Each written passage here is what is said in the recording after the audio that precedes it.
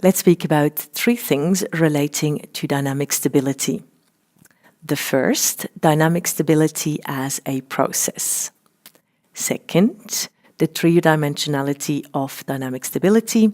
And last, the interplay of muscles and fascia in dynamic stabilization. So first, dynamic stability is not a state, it is a process. Let me explain this. Stability refers to the ability to maintain optimal joint alignment, both posturally and in movement. Dynamic refers to energy. The energy required to stabilize joints to various degrees, depending on the load placed on these joints. So in that sense, dynamic stability is an adaptable process and not a state in which body parts are fixated. Now going to the second point, dynamic stability being three-dimensional.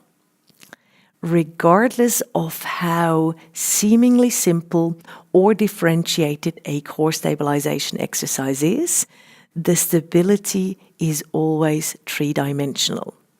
Now, the three-dimensionality of dynamic stability can be emphasized on by, for example, placing a ball underneath the pelvis in supine exercises, or by getting out of a supine position into, for example, standing, and then involving more joints.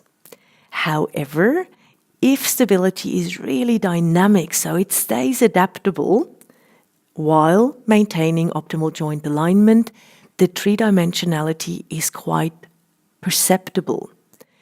In contrast to fixating a body part where the sense of three-dimensionality really gets lost. So when you do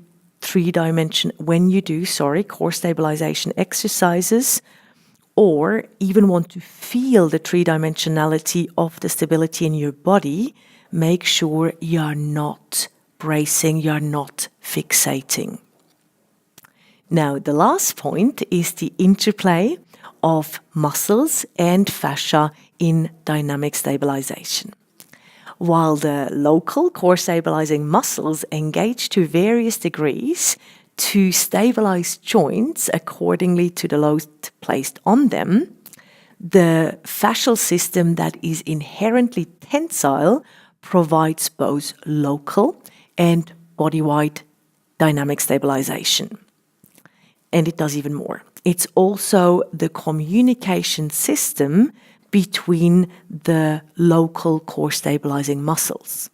So let's take lumbar pelvic stability as an example, and then the communication between the transverse abdominis and the multifidi.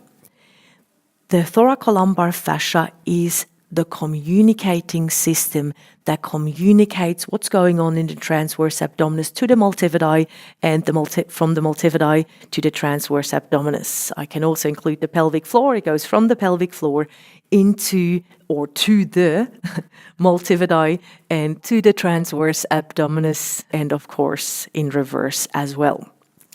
So the secret, it's not really a secret, but the key to dynamic stabilization is an optimal interplay between core stabilizing muscles and associated fascial structures. So just to sum this up, dynamic stabilization is a process, not a state. It is three-dimensional, knowingly or not, and it's an interplay of core stabilizing muscles and fascia.